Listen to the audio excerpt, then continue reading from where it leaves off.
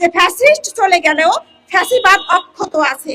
সবাইকে জানাচ্ছি আন্তরিক মোবারকবাদ এবং সালাম। আসসালামু আলাইকুম ওয়া রাহমাতুল্লাহ।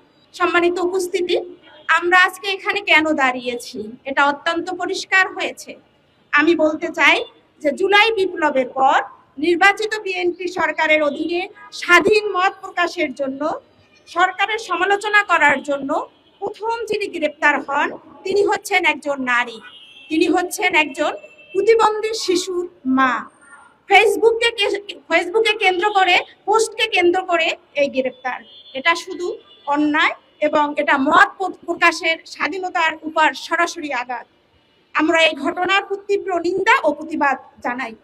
সম্মানিত উপস্থিতি, যাকে গতকাল 7 এপ্রিল জামিনে মুক্তি দেওয়া হয়েছে, ধন্যবাদ সেই ঊর্ধ্বতন কর্তৃপক্ষকে যার নির্দেশে গ্রেপ্তার, আবার হয়তোবা তাদের নির্দেশেই এই জামিন। সম্মানিত উপস্থিতি, আমরা যদি একটু বিশ্লেষণ করি তাহলে কি অপরাধ ছিল সেই প্রতিবন্ধী শিশুর মায়ের বা সেই নারী কর্মীর, তাহলে আমরা দেখতে পাই সেই পুরানো জিনিস আবার উঠে এসেছে, যা হচ্ছে আবরার ফাহাদ এবং ওসমান হাদির বেলায় দেখেছি। সেই আধিপত্য বিস্তারকে কেন্দ্র করেই তিনি সেই পোস্ট দিয়েছিলেন। তিনি তো সামাজিক যোগাযোগ মাধ্যমে রাষ্ট্রের নীতি নির্ধারণী এবং জ্বালানি সংকট নিয়ে যুক্তিপূর্ণ সমালোচনা করায় পুলিশ তাকে গ্রেপ্তার করেছে এবং বলেছে ঊর্ধ্বতনের নির্দেশে তারা এই কাজটি করছে।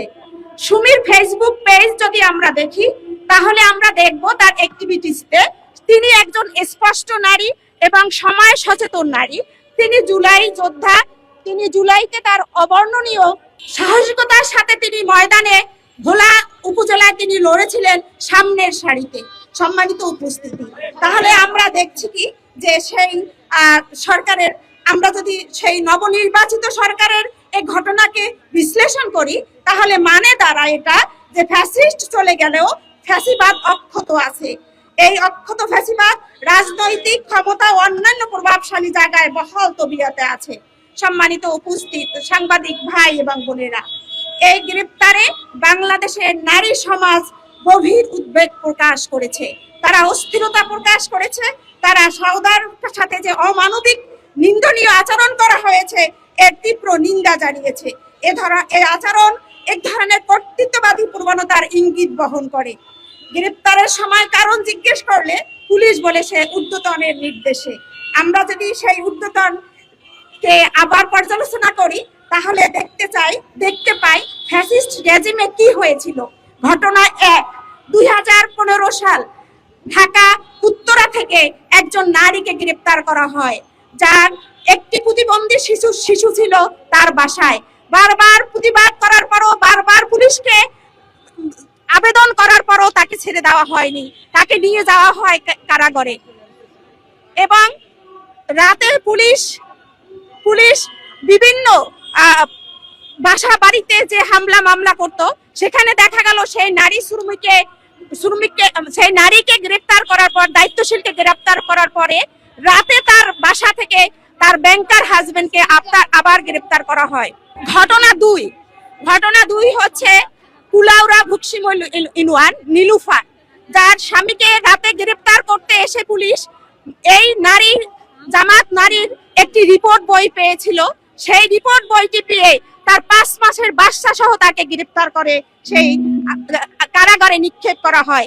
এবং দেখা গেছে সেই প্রতিবন্ধী বাচ্চাটি কয়েকদিন বাবা এবং মায়ের অভাবে, যার মুখে খাবার তুলে দেওয়ার জন্য সময় টাইম ফ্রেমে বাধা, শুধু বাবা মা ছাড়া এই সমস্ত বাচ্চাদের ক্ষেত্রে জানা যায় না। সেই বাবা মা যখন তার মুখে খাবার তুলে দেয়নি, বেশ কিছু মাস ভুগে সেই প্রতিবন্ধী ছেলেটি মারা যায়। সম্মানিত উপস্থিত বোনের ভাই, সাংবাদিক ভাইয়েরা, বাংলাদেশের নারীরা কখনো অন্যায়ের কাছে মাথা নত করেনি। সেই 69 থেকে 71 এবং 90, 24 আপনারা দেখতে পেয়েছেন। আমরা আজকে সেই ঐতিহ্য ধারক হয়ে এখানে এসেছি।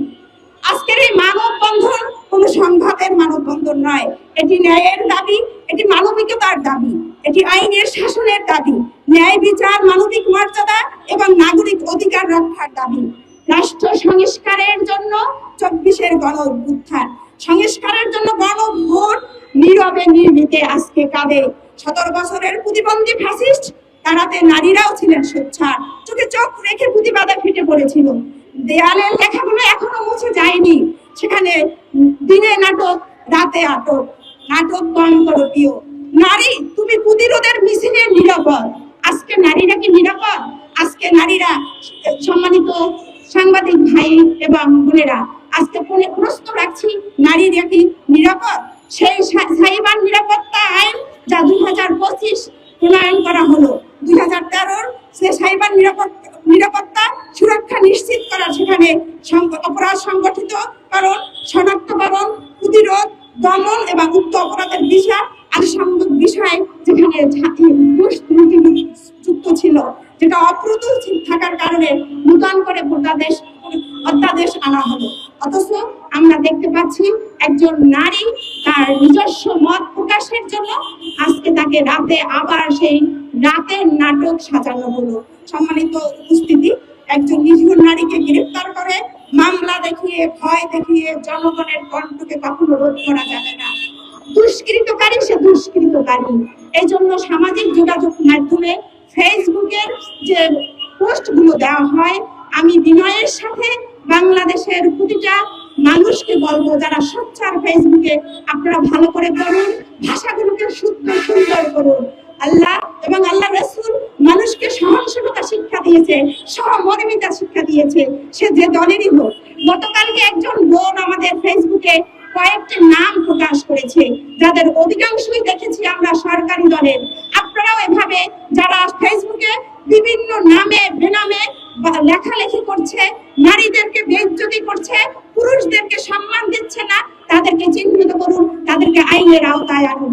সম্মানিত উপস্থিত আমার সাংবাদিক ভাই এবং বোনেরা এবং আমার প্রাণপ্রিয় এখানে জামাত ইসলামের যারা জনশক্তি আছে, আমরা আল্লাহ রাব্বুল আলামিন আমাদেরকে পৃথিবী থেকে পাঠিয়েছেন কল্যাণকামী করে, আমাদেরকে পাঠিয়েছেন সৎ কাজের আদেশ দিতে, অসৎ কাজে বাধা দিতে।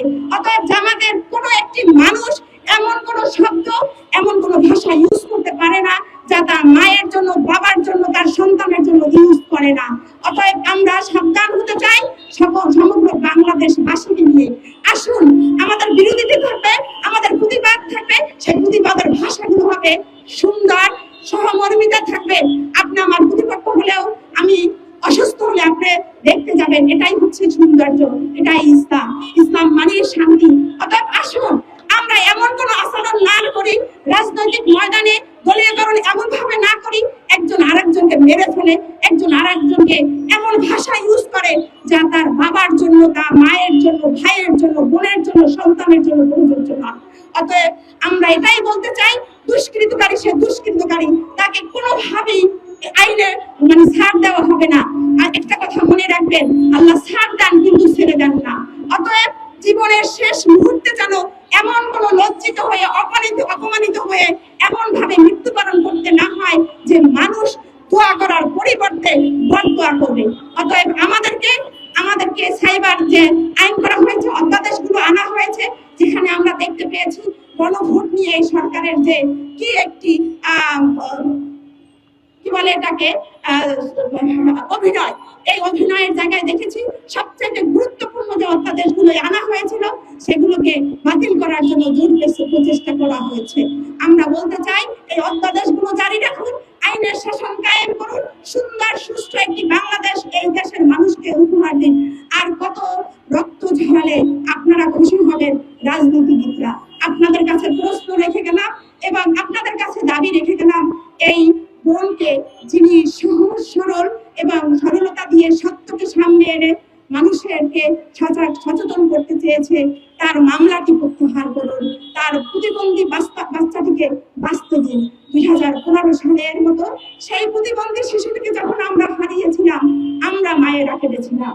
আজকে যেন সেই 2026 সালে এসে সেই প্রতিবন্ধী শিশুটি যেন মায়ের বুকে বেঁচে থাকতে পারে, তার নিশ্চয়তা আপনারা দিন। অতএব আপনাদের কাছে আমরা বিনয়ের সাথে আবারও বলছি, সুন্দর একটি বাংলাদেশ এদেশের মানুষকে দিন। এদেশের মানুষের রক্ত নিয়ে আর কোনো খেলায় আপনারা তৈরি করি না। ধন্যবাদ সবাইকে আমাকে কথা বলতে দেওয়ার জন্য।